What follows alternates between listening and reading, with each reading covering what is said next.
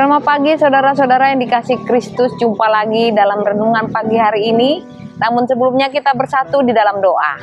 Damai sejahtera Allah yang melampaui segala akal, itulah yang memelihara hati dan pikiran saudara-saudara dalam Yesus Kristus Tuhan kita. Amin. Firman Tuhan pagi hari ini tertulis di dalam 1 Tesalonika 5 ayat 5. Karena kamu semua adalah anak-anak terang dan anak-anak siang, kita bukanlah orang-orang malam atau orang-orang kegelapan.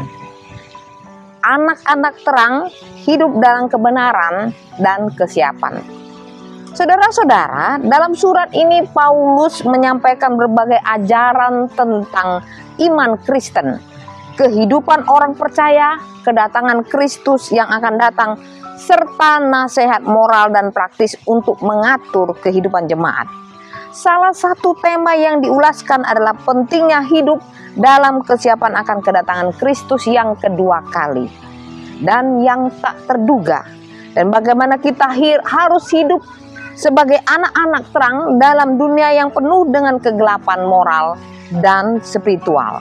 Saudara-saudara, dari latar belakang teks ini adalah kebutuhan pastoral Paulus untuk menguatkan dan memberikan arahan kepada jemaat di Tesalonika dalam iman mereka dan dalam menghadapi tantangan kehidupan Kristen di dunia yang tidak ramah, moralitas dan etika. Dalam dunia yang seringkali diwarnai dengan kebohongan, manipulasi, dan integritas tetap relevan. Ini menekankan pentingnya menjaga moralitas dan etika dalam segala hal, baik dalam bisnis, politik, maupun kehidupan pribadi.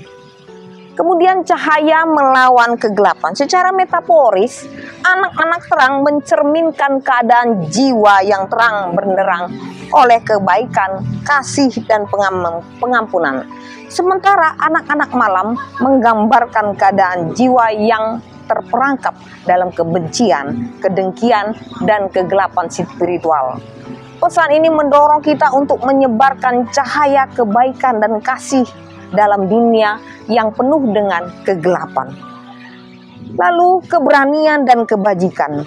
Pesan ini juga mengajak kita untuk menjadi anak-anak terang yang berani memperjuangkan kebaikan dan keadilan dalam dunia yang seringkali gelap oleh kejahatan dan ketidakadilan.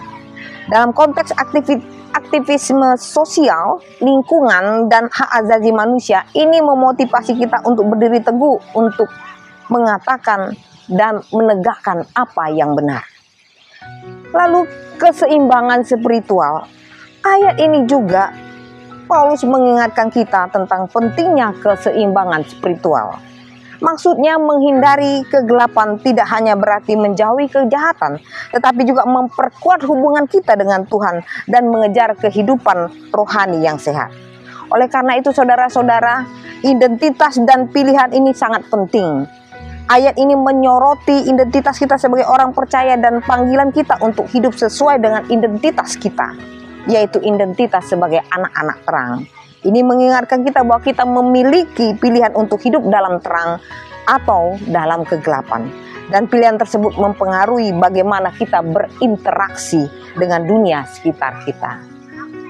Selamat beraktivitas. Tuhan Yesus memberkati. Amin.